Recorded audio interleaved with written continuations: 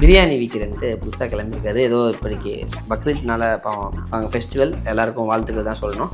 But அதில் பிரியாணி விற்கிறேன்னு கடையை போட்டிருக்காப்புல. கடையை போட்டால் நம்ம ஏரியாவில் இருக்கிற எல்லா பிரியாணி விற்கிறவங்கள்ட்டையும் நம்ம பாக்கிட்ட நம்ம நண்பர்கள்ட்ட கேட்டால் கூடி என்னத்தை கொடுக்குறாங்க. 1 கிலோ மட்டன் பிரியாணி 3600 ரூபா. 3600 ரூபாயா 1 கிலோவா? 1 கிலோ மட்டன் பிரியாணி 3600 செய்கிறதுக்கு இந்த பக்ரீத்தோட செட்டில் ஆயிடலான்னு முடிவு பண்ணிட்டேன். யார் அவன்? பிரியாணி பாய். யார் அவன்? இர்ஃபான் சார். இர்ஃபானா? இர்ஃபான் ஏற்கனவே செட்டில் ஆயிட்டாப்லையே. அதான் செட்டில் ஆயிட்டாப்ல. இருந்தாலும் கார் வந்திருக்கா? அதுவும் வாங்கிட்டாப்லையே. இல்லை இப்போ ஏதாவது இறங்கி இருக்கும். பேட்டரி கார் 50 லட்சம் அது இந்த பக்ரீத்தோட போட்டு பக்ரீத் ஃபெஸ்டிவல் பாய்களை பூரா காலி பண்ணிடலாம். தங்க முட்டையிடுற வாத்து அறுத்து கேள்விப்பட்டீங்க. தங்க இது போடுற மாடு கேள்விப்பட்டீங்க. அந்த மாதிரி ஒரே ஆடு அடுத்தது மாட்டு பிரியாணி தானே? ஆட்டுக்கறியா? பெரிய ஆட்டுக்கறியா? இது கொஞ்சம் வளர்ந்த ஆடா இருக்குமோ? வளர்ந்த ஆடுன்றதுதான் கண்ணுக்குட்டி அடிச்சு வளர்ந்த ஆடுன்றாங்க. பார்த்துட்டான்னா அது தலையை மட்டும் மறைச்சிடுவாங்க துண்டை போட்டு. FSSAI சர்டிஃபிகேட் இருக்கா? எப்படி நீ பிரியாணி சமைச்சு பேக்கிங் கொடுக்கலாம், எப்படி இந்த ரேட்டு கொடுக்கலான்னு போட்டு வறுத்து எடுக்க ஆரம்பிச்சிட்டாங்க. தலை தெரிச்சு ஓடி போயிட்டாப்ல. இன்னைக்கு போயிட்டு இருக்கு ஃபங்க்ஷன். ஒரே ஏமாத்து தொழில் இறங்கிட்டா அப்புறம் தம்பி இர்ஃபான் பிரியாணி அந்த முறை கடை தானே போட்டு பிழைக்கிறாருங்க. என்ன வியாபாரம் பண்ணி பிழைக்கிறது இல்லை, தப்பு கிடையாது. 1000 ரூபா கூட வச்சானா வாங்கின இஷ்டம். இர்ஃபானுக்கு மொய் எழுதுற மாதிரி அவங்க. இப்போ அவங்க பதிலுக்கு வந்து ஐயோ நான் காசு வாங்கலை வரல, நான் யார்ட்டையும் காசு வாங்காமல் என்ன இதுக்கு பண்ணேன்? நான் காசு வாங்காமல் எந்த நாயிடா பண்ணேன்? யாரா பண்ணீங்க? எல்லாம் வண்டை லட்சக்கணக்கில் வாங்கியிருக்காங்க. நீங்கள் வந்து மித்ததுக்கு விளம்பரம் கொடுக்குனா கூட 20,000 30,000 40,000 போகுது. இன்ஃப்ளூயன்சர்ஸுக்கு பார்த்தீங்கன்னா ஒரு ப்ரோக்ராமுக்கு குறைந்தபட்சம் 1 லட்சம். குறைஞ்சது சாதாரண இத்து போனவங்க கூட 50,000 வாங்குறாங்க. இவங்கெல்லாம் பணம் வாங்கிட்டு தான் இன்ஃப்ளூயன்ஸ் பண்ணாங்கன்னு சொல்கிறீங்களா? எதுக்கு? டிவிக்கு ஓட்டு போடணும்னு சொல்லி. அப்புறம் என்ன ஓசிலியா பண்ணுறாங்க? எந்த எதிர்பார்ப்பும் இல்லாமல் பண்ணோம். எந்த எதிர்பார்ப்பு தான் எதுக்கு டிவிக்கு பண்ணேன்? அதிமுக எடப்பாடியார் பாவம் இல்லையா? அவருக்கு பண்ணியிருக்கலாம்ல. விடுதலை சிறுத்தைகளுக்கு பண்ணியிருக்கலாம். இந்த இப்போ சில ஹியூமன் கேட்டல்ஸ் என்ன குடிக்குன்னா சூப் வச்சுருக்கானே வீணாக்கிடக்கூடாதுன்னு பூரா சூப்பையும் குடிச்சு அது வச்சுருக்க மட்டன் சிக்கன் எதையுமே சாப்பிடும்போது உங்களால் சாப்பிட முடியாது. அவனுக்கு ஒரு செம சூப்பை கொண்டாந்து வச்சுருவாங்க. எடுத்தோடனே பெப்பர் போடுவோம் மேடம், எதோ போடுவோம்னா இது வந்து நல்லா நக்கி குடிச்சிடுவாங்க. ஏன்னா காசு கொடுத்துருக்கோம்ல, எதையும் வீணாக்கக்கூடாது. அதுக்கு தானே வைக்கிறது. சூப்பில் ஆரம்பிக்கணும்னு நினைக்கிறது அது. ஆமாம். மாட்டுக்கெல்லாம் பழைய கழனியை வச்சுருவாங்க முதல்ல. அது உறிஞ்சு குடிச்சுக்கிடும். ஒரு சட்டி கழனியை குடிச்சிச்சுன்னா அதுக்கப்புறம் புல்லெல்லாம் திங்காது. படுத்துரு அது பாட்டு கொஞ்சம் புல் அப்படியே ஆசை போட்டு பேசாமல் படுத்துரு. இந்த ஸ்டைலில் தான் இவங்களை ஏமாத்துறது. சார் வணக்கம். வணக்கம் தான். இந்த இன்ஃப்ளூயன்சர்ஸ், அதாவது இவங்க என்ன இன்ஃப்ளூயன்ஸ் பண்ணுவாங்க? இப்போ நம்மளும் ஒரு வகையில் ஏதோ ஒரு வகையில் இன்ஃப்ளூயன்ஸர் தான். மேலோட்டமான நம்ம இன்ஃப்ளூயன்ஸ்லாம் பண்ணலையே. நம்ம பண்ணல. நம்ம என்ன தப்பு? அதில் தகவல் சொல்லுவோம். நம்ம வந்து தகவல் சொல்கிறோம், அதை பார்த்து இது பண்ணுறோம். அது நல்லது சரி கெட்டதுன்னு பிரிச்சுக்கிறது அவங்க கடமை. அவங்க. ஆனால் நம்ம வந்து இதை பண்ணுங்க இப்படி போங்க அப்படின்னு சொல்லல.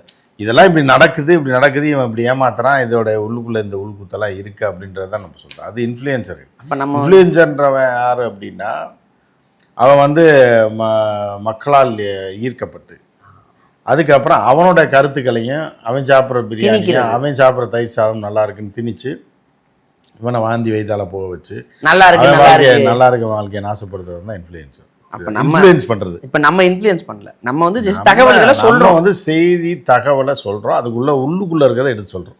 அதை ஏற்றுக்காது அவங்க.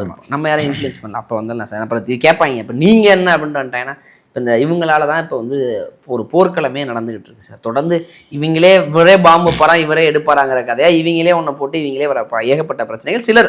ஒரு சிலர்லாம் ரொம்ப ஜெனியூனாக இருக்கிறவங்களாம் ரொம்ப இருக்காங்க. இப்போ இனிவேஸ் இப்போ நம்ம தம்பி பிரியாணி யாரு உங்களுக்கு தெரியும், உங்களுக்கு ரொம்ப பிடிச்ச வராஜா சார். பிரியாணின்னா நிறையா பேர் இருக்காங்க.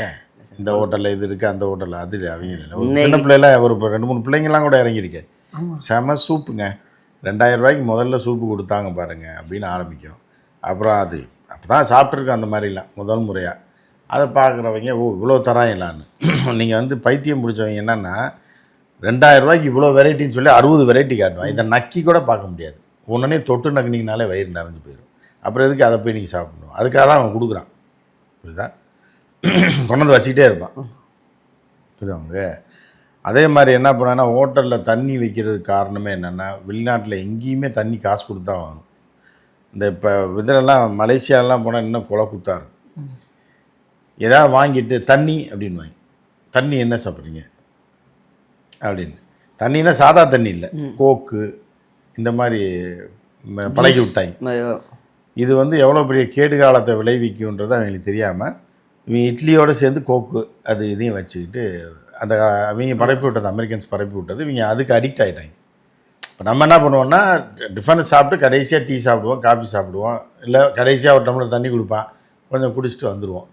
அங்கே வந்து எப்படின்னா உட்காந்தவொடனே அதை தான் கேட்பேன், என்ன தண்ணி சாப்பிட்றீங்க, போஸ்கா தண்ணி சாப்பிட்றோன்னா கொடுப்பானா, கொடுக்க மாட்டேன். இந்த மாதிரி அந்த மாதிரி சிலதை பைத்தியம் பிடிச்சி வச்சுட்டாங்க. அவங்க அப்படி பழகிட்டாங்க. அதே மாதிரி சிங்கப்பூர்லேயும் அப்படி தான், தாய்லாண்ட்லேயும் அப்படி தான். நீங்கள் என்ன வாங்கினீங்கனாலும் உங்களுக்கு வந்து ஆட் ஆன் கோக்கு பெப்சியை பிடிச்சி கொடுத்துருவாங்க. அதுதான் தண்ணி, உங்களுக்கு தண்ணியே குடிக்க மாட்டாங்க அவங்க, புரியுதாங்க. வெளியே போய் வெளியே கடையில் போய் தண்ணி வாங்கி குடித்தா தான் உண்டு. அது சிட்டிக்குள்ளே ஃபுல்லாகவே அப்படி தான். ஸோ அந்த மாதிரி வந்து என்னென்னா இந்த இப்போ கலாச்சாரம் இலங்கையிலையும் அப்படி தான். இலங்கையில் பல இடங்கள்லாம் தண்ணி டம்ளரில் வச்சுறான். நம்ம ஊருக்காரன் தான் இந்தியன் கடையில் ஹோட்டல்லாம் வச்சுருவாங்க. இந்த இலங்கையை தவிர சொல்கிறேன், இந்த எல்லா இடத்துலையும் நம்ம எக்ஸ்ட்ரா காசு கொடுத்துருவாங்க. இப்போ இது வந்து அந்த ஃபுட் இன்ஃப்ளூயன்சஸ் போடுறதுனால அங்கே வரீங்க அந்த சாப்பாடு. அந்த சாப்பாடு வரும். இப்போ இவங்க என்ன பண்ணாங்கன்னா இதுக்கு நம்ம ஊரில் தண்ணி வச்சதுக்கு காரணம் என்னன்னா அதுக்கு ஒரு உள்கூத்து இருக்குது. முதல்ல தண்ணி வச்சோடனே அப்புறம் நம்ம தண்ணியை குடிச்சிடுவான், சாப்பாடு அளவாக தானே சாப்பிடுவான். அதுக்கு முன்னாடி என்ன பண்ணானே இப்போ சமீபத்தில் சூப்பு வைக்க ஆரம்பிச்சிட்டாங்க. ஏன்டா எது கேட்டாலும் சாம்பார் கேட்டால் திம்பிட்டுக்கான்ட்டு இது கிணத்துல வைப்பான், சட்னியோட வைப்பான், சூப்பு மட்டும் பவுலில் கொண்டு வச்சிடுவான். இந்த இப்போ சில ஹியூமன் கேட்டல்ஸ் என்ன குடிக்குன்னா சூப்பு வச்சுருக்கானே வீணாக்கிடக்கூடாதுன்னு பூரா சூப்பையும் குடிச்சிடும். அவ்வளோதான். அது வச்சுருக்க மட்டன் சிக்கன் எதையுமே சாப்பிடும்போது உங்களால் சாப்பிட முடியாது. அவனுக்கு ஒரு செம சூப்பை கொண்டு வச்சுருவாங்க. எடுத்தோடனே பெப்பர் போடுவோம் மேடம், எதோ போடுவோம்னா இது வந்து நல்லா நக்கி குடிச்சிடுவாங்க. ஏன்னா காசு கொடுத்துருக்கோம்ல, எதையும் வீணாக்கக்கூடாதுன்னு. அதுக்கு தானே வைக்கிறது, சூப்பில் ஆரம்பிக்கணும்னு நினைக்கிறது. அது ஆமாம். இப்போ மாட்டுக்கெல்லாம் பழைய கழனியை வச்சுருவாங்க முதல்ல, அது உறிஞ்சு குடிச்சுவிடும். ஒரு சட்டி கழனியை குடிச்சிருச்சுன்னா அதுக்கப்புறம் புல்லெல்லாம் திங்காது, படுத்துட்டு அது பாட்டு கொஞ்சம் புல் அப்படியே ஆசை போட்டு பேசாமல் படுத்துடும். இந்த ஸ்டைலில் தான் இவங்களை ஏமாத்துறது. இந்த பஃபேன்னு சொல்லிட்டு பஃபேன்ற இல்லை, பஃபே கூட பிடிச்சது அவன் பஃபேனா அவங்கள பிச்சையாக்க ஹோட்டல்காரனை பிச்சைக்காரன் ஆக்கிடுவாங்க. நேராக போய் மட்டன் எங்கே இருக்கோ அதை எடுத்து தட்டு நிறையா போட்டு உட்காந்து பூராத்தையும் முதல்ல மட்டனை தின்னுட்டு எந்த ஹோட்டலில் போனாலும் பஃபே வச்சாங்கன்னா முதல்ல மட்டன் வச்சாங்கன்னா மட்டன் இருக்கவே இருக்காது. இப்போ 200 பேருக்கு ஆர்டர் பண்ணிங்கன்னா 50 பேர் கூட இருக்காது. முதல்ல போனோடனே மட்டனு, சிக்கன் ஃப்ரை, இதெல்லாம் இதில் சரக்கு நைட்டுன்னு வச்சுங்களேன். சில கிளப்பெல்லாம் இருக்குது சென்னையில், ஒன்றுமே வைக்க மாட்டாங்க. இவங்க இப்படி தின்னு காலி பண்ணிடுவாங்கன்றது எல்லாமே தெரியும். என்ன பண்ணுவேன்னா ஃபஸ்ட்டு பார்ட்டி சரக்குன்னொடனே பஃபேல இருக்கிறத பூரா எடுத்து தின்னு விடுவாங்க. சாப்பிட போகும்போது ஒன்றுமே இருக்காது. அதில் உள்ள சிக்கன் 65 அது இதெல்லாம் இருக்குல்ல, இதெல்லாம் பிளேட்டில் எடுத்து அள்ளி போட்டு உணர்ந்து மொச்சுன்னு அதாவது காணாததை கண்ட மாதிரி எல்லாம் திட்டுவாங்க. சிக்கன் 65 அது இது. அவன் குடிக்காதவன் இருக்கான்ல, அவன் பாவம், அவன் முதல்ல போய் சாப்பிட்றணும். உங்க கூட கடைசியோட வந்து உட்காரணும். கடைசி அவங்களோட சேர்ந்து சாப்பிட்லான்னா அவனுக்கு தயிர் சாதமும் வெங்காயம் தான் மிஞ்சும். ஸோ அந்த மாதிரி பைத்தியங்கள் இருக்காங்க. கிடைக்கிறத சாப்பிட்றணும், இன்றைக்கி நைட்டோட உலகம் இடிஞ்சிடுவோம், செத்து போயிடுவோம் நம்ம அப்படின்ட்டு இந்த நல்ல ஐட்டத்தை பூரா மேய்ஞ்சி விடுவாங்க. இது பஃபேல அப்படி இருக்கு. ஆனால் இந்த 1000 ரூபா 2000 ரூபா 199 ஒன்லி அப்படிம்பாங்க. 1999 ரூபா ப்ளஸ் 2999 ரூபா ப்ளஸ் டேக்ஸ்க்கு வந்து இது இவ்வளோ இருக்குன்னு இன்ஃப்ளூயன்சர்ஸ் ஊதி விட்டு வீட்டில் இருக்க பிள்ளைங்கள்லாம் தூண்டி விட்டு, விஜய் மாதிரி குழந்தைங்களை தூண்டி விட்டு அப்பா வர சொல்லு அப்படின்னு நேராக சொல்ல மாட்டாங்க. அதை பார்த்தோன்னே அப்பா இதுக்கு போகலாம் சாப்பிட போகலான்னு சொல்லி கூப்பிட்டு போய் அவங்க அப்பனை தெருவில் நினைச்சிடும். அவங்க இன்னும் பிள்ளை கேட்டுருச்சே என்ன பண்ணுறாங்க, இப்படி பிள்ளை கேட்டுருச்சுன்னு சொல்லி அவங்க தான் நாசமாக. பிள்ளை வந்து இந்த பால் டாயில் குடிங்க டாடி அப்படின்னா குடிச்சிருவியா?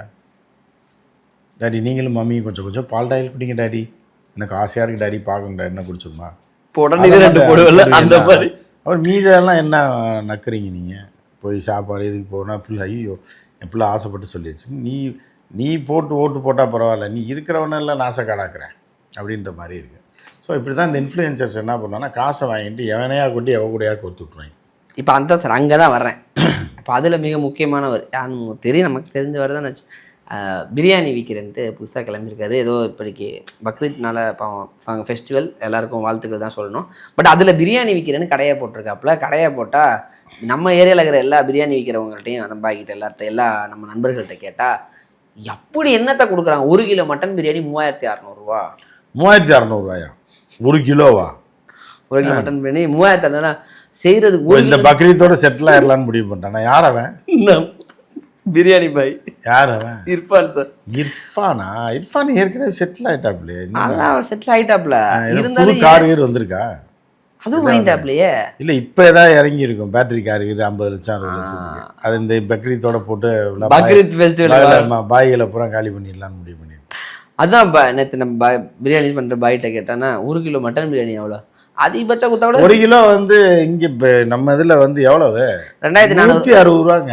அது இது கிலோ இல்லை சார். சிக்கன் இந்த ஒரு பக்கெட்டா சார் 1 kg பிரியாணி 6 பேர் 7 பேர் சாப்பிட்ற மாதிரி வரும் 2400 ரூபா சார். அவ்வளோதான் வருது. அதாவது செய்யறதுக்கு 1800 ரூபா ஆகும். அதிக லாபம் வச்சு வித்தா கூட 2300 சார். SS ஹைதராபாத் பிரியாணிலேயே அந்த ரேட்டு கிடையாது சார். ஆமாம், அவங்க கடை வாடகை கொடுத்து தன்னை வடக்கண்ண வேலைக்கு போட்டு வாப்பா அண்டா கழுவுறதுக்கு 5 பேர் இருக்காங்க. அங்கே கூட 3500 இல்லை சார். அதுதான் ஆச்சரியமா இருக்கு. இல்லை அதான் ஒரே அடியாக போட்டு சாத்திடுறது. இப்போ தங்க முட்டையிடுற வாத்து அறுத்து கேள்விப்படுறீங்க, தங்க இது போடுற மாடு கேள்விப்படுறீங்களா? அந்த மாதிரி யாரு ஒரே ஆடு அடுத்தது மாட்டு பிரியாணி தானே. ஆட்டுக்கறி சார். ஆட்டுக்கறியா? பெரிய ஆட்டுக்கறியா? இது கொஞ்சம் வளர்ந்த ஆடா இருக்குமோ? வளர்ந்த ஆடுன்றது தான் கண்ணுக்குட்டி அடித்து வளர்ந்த ஆடுன்றாங்க. எவனா பார்த்துட்டான்னா அது தலையை மட்டும் மறைச்சிடுவாங்க துண்டை போட்டு. புரியுதா?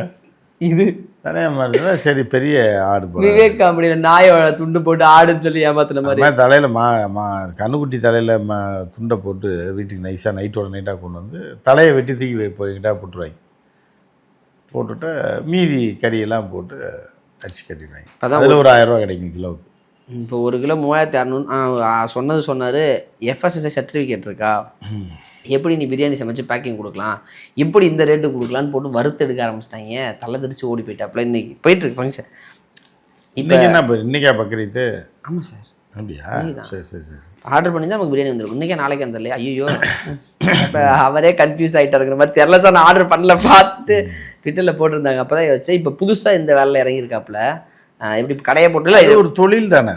ஊரே ஏமாத்து தொழிலில் இறங்கிட்டா அப்புறம் தம்பி இர்ஃபான் இறங்குறது என்ன இருக்குது? பிரியாணி அந்த முறை கடை தானே போட்டு பிழைக்கிறாருங்கிறீங்க. என்ன வியாபாரம் பண்ணி பிழைக்கிறதுல தப்பு கிடையாது. 1000 ரூபா கூட வச்சானா வாங்குறவன் இஷ்டம். இர்ஃபானுக்கு மொய் எழுதுகிற மாதிரி அவங்க கூப்பிட்றாங்க. மட்டன் பிரியாணி 1000 ரூபா கூட. ஆமாம், அவ்வளோதான். எனக்கு தெரிஞ்சு கொஞ்சம் அன்பு அக்கறை பாசம் எல்லாத்தையும் போட்டுக்கிண்டு வரும். போட்டுக்கின்றது மட்டும் இல்லாமல் என்ன பண்ணுவாங்கன்னா அது பிரபலமாக இருக்கும். நீங்கள் சாப்பிட்றவங்க பிரபலமாகிடலாம். ஓ, இர்ஃபான் பிரியாணி வாங்கி சாப்பிட்டோம் அப்படின்றது அது ஊருக்கு பூரா தெரிஞ்சு அவன் பெரிய ஆளாயிரும். அதுக்கு 1000 ரூபா நம்ம எக்ஸ்ட்ரா கொடுக்கணும், மற்றபடி எதுவும் கிடையாது. அதெல்லாம் கிடையாது. டேக்ஸ் எல்லாம் போட்டுரும். அதெல்லாம் ஜிஎஸ்டிலாம் போட்டுருவோம்ல. ஜிஎஸ்டி டேக்ஸ்லாமா? இல்லை, பிரியாணிக்கு FSSAI சர்டிஃபிகேட்லாம் யாரும் கேட்க மாட்டாங்க. ரோடு தெருவில் போட்டுலாம் விற்றுக்கிட்டு. ஆமாம், போட்டு கிண்டிட்டு போக வேண்டியதான். போட்டு பாடாப்படுத்துறாங்க. சர்டிஃபிகேட் எங்கே, எப்படி நீ கிண்டலாம், எப்படி விற்கலான்ட்டு. நம்ம இந்த முறை ஆதரவு தெரிவிச்சிடலாம் சார்.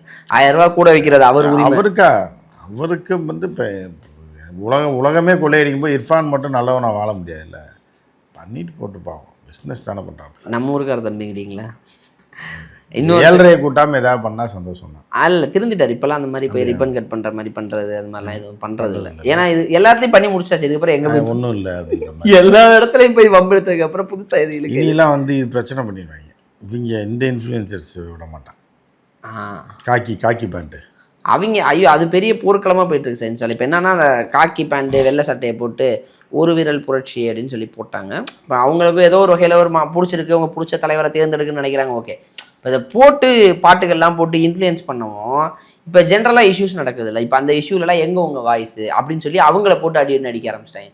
இப்போ அவங்க பதிலுக்கு வந்து ஐயோ நான் காசு வாங்கலை, வரல, நான் யார்ட்டையும் காசு வாங்காமல் என்ன எதுக்கு பண்ணேன், நான் காசு வாங்காமல் எந்த நாயிடா பண்ணேன், யாரா பண்ணீங்கன்னு எல்லாம் வண்டை லட்சக்கணக்கில் வாங்கியிருக்காங்க. நீங்கள் வந்து மித்ததுக்கு விளம்பரம் கொடுக்குனா கூட 20,000 30,000 40,000 போகுது. இன்ஃப்ளூயன்சர்ஸுக்கு பார்த்தீங்கன்னா ஒரு ப்ரோக்ராமுக்கு குறைந்தபட்சம் 1 லட்சம், குறைஞ்சது சாதாரண இத்து போனவங்க கூட 50,000 ரூபா வாங்குறாங்க. உண்மைதான் சார். வாங்கலன்னு சொல்ல முடியாது. எப்படி சொல்லுவேன், நமக்கு தெரியாதா? நமக்கு ஒரு பொண்ணு 2 பசங்க நல்லா பண்ணுறாங்க. சமீபத்தில் ஆரம்பித்தது தான் பயங்கர பீக்கில் போயிருக்கு. இப்போ எல்லா கடைக்கும் அவங்கள கூப்பிட்றாங்க. 1 லட்ச ரூபா அந்த பிள்ளைக்கு 50,000 கொடுத்துட்றாங்க. டைரக்டர் 50,000, அந்த பிள்ளைக்கு 25,000, டைரக்டர் 25,000, 2 பசங்களுக்கு ஆடிக்கிறது, கேமராமேன் கேமராமேனுக்கு ஒரு 10 ரூபா கொடுத்துட்றாங்க. சம்பளம் மாதிரி கொடுத்துட்றாங்க.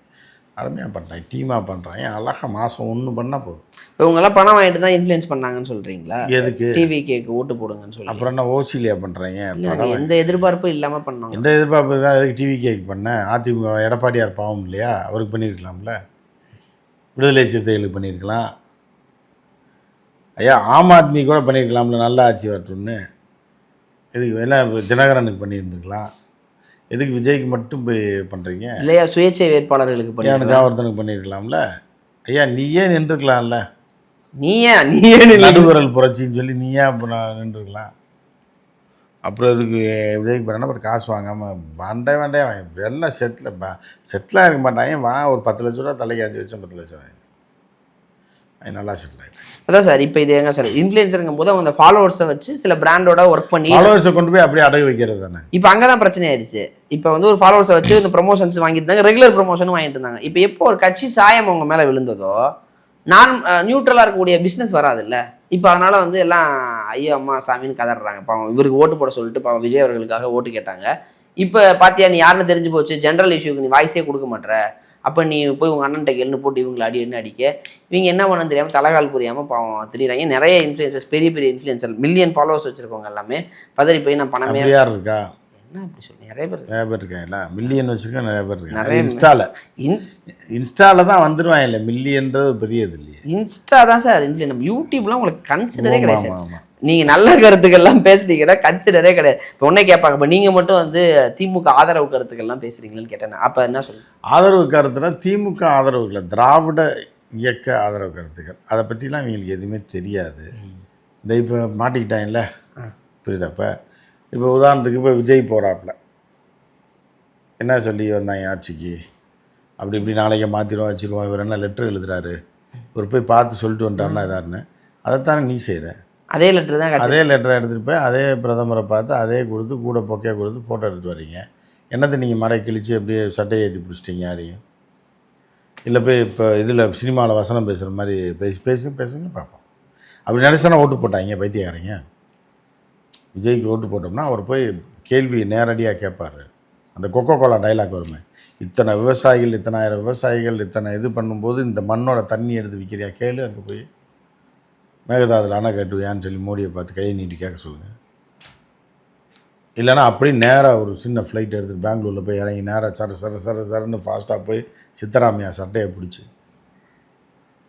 ஏன் நினச்சிட்ருக்க நீ அப்படின்னு கேட்க சொல்லுங்கள். அப்படி தான் நினச்சி பைத்தியங்க ஓட்டு போட்டுச்சு. நீங்கள் என்ன சார் போகிற போக்கில் டக்குன்னு ஒரு ப்ரெஸ் மீட் வச்சு தமிழ்நாட்டிலேருந்து எந்த அந்நிய நிறுவனம் தண்ணி எடுக்கவே கூடாது அப்படின்னு சொல்லி அப்படின்னு ஒரே ஒரு டைலாக் மட்டும் சொல்லுங்களேன். ஒரே நைட்டில் ஆட்சியை கவுத்துருவாங்க. அதுவே பண்ண முடியாது. அந்த படத்தில் வந்து டைலாக் இருக்குது, வேறு புது டைலாக்கு திமுககாரன் சொல்கிறது அதிமுககாரன் சொல்கிறதெல்லாம் பண்ண வேணாயா. உங்கள் படத்தில் ஒரு டைலாக் பேசுனீங்களே அதை இப்போ ப்ரெஸ் மீட் வச்சு ப்ரெஸ் மீட்டு கூட வேண்டாம், நீங்களே 4 மைக்கு விலைக்கு வாங்கி வச்சு நீங்களாக வச்சுங்க, அவனே உள்ளே விட வேணாம். ஒரு க்ரௌடை நீங்களாக செட்டப் பண்ணி கூப்பிட்டு அதே டைலாக்கை, தண்ணியை வந்து எடுத்து தண்ணியை நாட்டு விற்கிறதே கடை நாங்கள் வச்சோம் தொடுங்கடா பார்ப்போம் சொல்லி அந்த டைலாக் மட்டும் பேச சொல்லுங்கள். இல்லையா அந்த கபடி விளையாடுற பிள்ளைங்கிட்ட போய் அந்த இதில் பயிற்சி கொடுத்து கொண்டு வந்துடுவாப்புல. இல்லை அப்படி இல்லை, ஆமாம் கபடியா ஃபுட்பால் பிகிலு இப்போ போக சொல்லுங்கள், கிரவுண்டுக்கு போக சொல்லுங்கள், 4 பிள்ளைங்களை கூட்டுவானே நான் கொண்டு வரேன் சார். அன்னைக்கு இப்போ நம்ம அது அந்த விஷயத்துக்குள்ள நம்ம விமர்சிக்க வேணாம். பட் இருந்தால் விமர்சிக்கிறதுக்கு இல்லை, அவங்க சொன்ன விஷயம் அப்படி தான் சார். ஒரு மாதிரி அந்த கோயம்புத்தூர் அந்த பெண் அந்த குழந்தை இறந்து போச்சு இல்லை சார், அவங்க அம்மா சொல்கிறாங்க சினிமாவில் நீங்கள் ஆக்ஷன் ஹீரோவாக இருக்கீங்க, அப்படித்தானே நீங்கள் நிஜத்துலையும் பண்ணுவீங்கன்னு நம்பணும் அப்படிங்கிறாங்க சார். அந்த மாதிரி பைத்தியங்களுக்கு அப்புறம் அப்படி தான் வரும். உங்கள் சினிமாவில் நீ ஆக்ஷன் ஹீரோ மாதிரி பண்ணீங்கல்ல, அதே மாதிரி அதை நினச்சி தான் ஓட்டு போட்டது. திடீர்னு ஒன்றா புருஷன் அடிக்கிற நேரத்தில் டப்புன்னு ஊடால பூந்து விஜய் வந்து கையை தடுத்துடுவாங்க. அப்படி தான் ஓட்டு போட ஒரு பிள்ளைலாம் பேச்சு இல்லை, என் பிரச்சனையெல்லாம் தீர்ந்துடும், விஜய் நான் ஜெயிச்சிட்டாரு அப்படின்னா என் புருஷனுக்கு எனக்கு உள்ள பிரச்சனை தீர்ந்துடும், மாமியாருக்கு எனக்கு உள்ள பிரச்சனை. அந்த பைத்தியங்கள்லாம் என்ன நினச்சதுன்னா டமால்னு நடுவில் பொண்ணு அவன் புருஷன் அடிக்கிற நேரத்தில் அந்த நேரத்தில் வந்து டக்குன்னு கையை பிடிச்சி ஆடுறான் என் தங்கச்சி அடிக்கிறது அப்படி நினச்சிருச்சுங்க. அவங்க என்ன பண்ணுறாங்க, புரட்டி போட்டு அடிக்கிறாங்க. இப்போ என்ன சொன்னேன் இன்னொன்று நம்ம அதுதான் எல்லாமே நம்ம நல்லது தான் சொல்கிறோம், இவங்க தான் தப்பாக புரிஞ்சுறாங்கிற மாதிரி. குழந்தை வந்து இப்போ அவன் கடலில் இழுத்துட்டு போயிடுச்சு சார். அந்த அம்மா வந்து விஜய் அண்ணாவுக்கு தெரிஞ்சால் கஷ்டப்படுவார், விஜய் அண்ணா காப்பாற்றிருப்பார் அப்படின்னு சொல்லி கேட்குறாங்க. நம்ம சொல்கிறோம் விபத்துமா நீங்கள் தான் பார்த்துருக்கணும், இது எந்த ஆட்சியாக இருந்தாலும் நடக்கும். நம்ம நியூட்ரலாக பேசினா அவங்க இப்படி இருக்காங்க, நம்ம என்ன சொல்லுங்கள் இல்லை சார். இப்போ நியூட்ரலாக இப்போ நம்ம நீங்கள் சொல்லிப்பீங்க முன்பே பெண்கள் பாதுகாப்பு, கடலில் விழுகிறவன்லாம் எப்படி எவன் வந்து காப்பாற்ற முடியும்? எந்த ஆட்சியாக இருந்தாலும் எதுவும் பண்ண ஓரத்தில் நிற்கிற போலீஸே காப்பாற்ற முடியாது, அவங்களே சேர்த்துக்கிட்டு முடிஞ்ச வரை முயற்சி பண்ணுவாங்க எல்லாத்துக்கும். இப்போ நம்ம இப்போ விஜய் அவர்கள் மீது இவ்வளோ வச்சா கூட இதெல்லாம் யாராலையும் மாற்ற முடியாதுன்னு இதை தானே நம்மளும் சொன்னோம். ஆனால் அவன் மாற்றிடுவோம், ஒரே நைட்டில் மாற்றிடுவோம்னு சொன்னாங்க. அப்படிங்கும்போது தான் பிரச்சனையாக இருக்குது. நேற்றுலாம் ஒரு அம்மா கதறுது சார், விஜய் வரணும், நேரில் வரணும், விஜய் தம்பி வரணும், எனக்காக வருவார் அப்படின்ட்டு. ஏதோ பிரச்சனை அது எல்லாரும் குடும்பத்து பிரச்சனையாகும். இந்த ஒரு பைத்தியம் போச்சு செக்ரட்டரியேட்டில் போய் அவரை பார்த்தே ஆகணும்னு என் புருஷனை போலீஸ் பிடிச்சிட்டு போயிடுச்சு. இனி என்னென்ன கூத்து நடக்க போகுது, எல்லாம் ஜாம் ஆக போகுது. இல்லை எல்லாரும் பார்க்கணும் விருப்பப்படுறாங்க, ஆனால் அவர் விருப்பப்படலையே, அப்புறம் எது இப்படி அவங்க வீட்டில் ஏதாவது ஒன்று கிரியேட் பண்ணிட்டு இல்லை எதையாவது ஒன்று பண்ணிவிட்டு எப்படியாவது விஜய் வந்துடுவார், நம்ம பார்த்துடலாம் க்ளோஸ்அப்பில். அதுதான் அவங்களோட பிளானு. அது நடக்க போகிறதுல அதான் நம்ம எலெக்ஷனுக்கு முன்னாடியே சொல்லியிருக்கோம்ல. விஜயோட ரசிகைகள் என்ன எதிர்பார்க்குறாங்கன்னு விஜய் அவர்களுக்கு நல்லா தெரியும். அதை அவர் நிச்சயமாக நிறைவேற்றவே முடியாதுன்றது அவருக்கும் தெரியும். என்ன பண்ணுறது, இது நல்ல ஐடியா இருக்குது. இப்போ ஏதாவது சின்ன சின்ன பிரச்சனை இருந்தால் ஃபோன் இருக்குது, அப்படியே ஊதி பெருசாக்கிற மாதிரி ஆச்சு. அப்போ தான் சிஎம் எல்லாம் எடுத்து ரீல்ஸ் எடுத்து போட்டால் சிஎம் பார்ப்பார், ஃபோன் பண்ணுவார், பேசிடலாம். நம்ம வீட்டுக்கு போனால் பார்க்க முடியல, கதவை திறக்க மாட்டுறாங்க அப்படின்னு பல பேர் சுற்றிட்டுருக்காங்க. எல்லாம் பைத்தியம் மாதிரி பாதி பைத்தியங்களா ஆயிடுச்சு. இன்னும் என்ன பண்ணுறேனே தெரில சார். இப்போ முதல்வர் அவர்களும் டெல்லி போயிருக்கிறாரு, போய் என்னத்த பேசுனாங்க. இல்லை இது கொடுத்துருவாரு, அந்த டைப் பண்ணி கொடுத்ததை கொடுத்துட்டு வருவார், அவரும் வாங்கி வச்சு. அது கேட்டிருக்காங்களே, அதுதான் என்ன கேட்க வந்தேன் நான். 4 இப்போ ஒன்று ஸ்டாலின் 27 எடுத்துகிட்டு போனார், எடப்பாடி 63 எடுத்துகிட்டு போனார், 4 கேள்வி எடுத்துகிட்டு போகிறீங்க அப்படின்னதுக்கு 63 27 என்ன இருக்குன்னே தெரியாமல் எடுத்துகிட்டு போயிருப்பாங்க. எங்கன்னா 4 பெண்ணு போய் கொடுத்தாலும் நறுக்குன்னு நச்சுன்னு கொடுத்துருக்காரு. என்ன கொடுத்துருக்காரா? மேகதாது அணை, தமிழ் தாய் ஒன்றுமே கொடுத்ததில்லை. தமிழ் தாய் வாழ்த்துக்கு அந்த கவர்னரே ஓட அடித்தாங்க திமுக. போட முடியாது, நீ உட்காந்தா உட்கார, இல்லை எந்திரிச்சு போட்டு வெளியே போயிட்டு வெளியே ஊரை விட்டு அனுப்பிவிட்டாங்க. அனுப்பிவிட்டு துரத்தி வெளியூருக்கே துரத்தி விட்டாங்க. அது எப்படி இருக்குது, இப்போ லெட்ரு கொண்டு போய் அவன்கிட்டே கொடுத்து அந்த இப்போ ஒரு மீம்ஸ் பெருசாக கிளப்பி விட்டுருக்காங்க. அந்த இதில் விவேக் கைகாலம் அமுக்குவாங்க போய் படிக்காத. ஆமாம், படிக்காதவன் படத்தில் வா அப்படின்னு கூப்பிட்டு அமுக்குப்பா வெளியே சொல்லிடாதுன்றது போட்டு சப்புன்னு அடிப்பாங்க. இப்போ அந்த மீம்ஸ் தான் இப்போ இதாக போய்ட்டு ஜியை பார்த்துப்பார், வாங்க தம்பி எப்படி இருக்கீங்க, கொடுத்துட்டு போங்க, நான் ராகுலுக்கு அனுப்புகிறேன் அப்படின்னு. உங்கள் கூட்டணியில் தானே ஆட்சி பண்ணுறாங்க, நீங்கள் கையெழுத்து போட்டு தானே ராகுல்கிட்ட போய் கொடுத்துட்டு வர அப்படின்னு. அமித்ஷா பார்க்க மாட்டேன்ட்டாப்புல, கடுப்பாயிட்டார். அப்போ தான் ஆட்டம் ஆரம்பம்னு. இப்போ நம்ம எக்ஸ்க்ளூசிவ் இன்றைக்கி ஒன்று போடுறோம் சாயந்தரம், அது பயங்கரமாக எங்கள் சேனலில் ஃபஸ்ட் லைனில் போட்டு அரை போடுவோம். ஆமாம், அதுதான் வந்து ஒரு டாப் சாயந்தரம். அப்போ ஒரு ஷாக்கிங்கான நியூஸ் இருக்குது. அமித்ஷா அவர்கள் ஏன் முதல்வர் விஜய் அவர்களை சந்திக்கவில்லை, இறுதி நேரத்தில் நடந்தது என்ன, நிர்மலா சீதாராமன் ஒத்துக்கொண்டது ஏன், இப்படி தான் பேச போகிறோம்.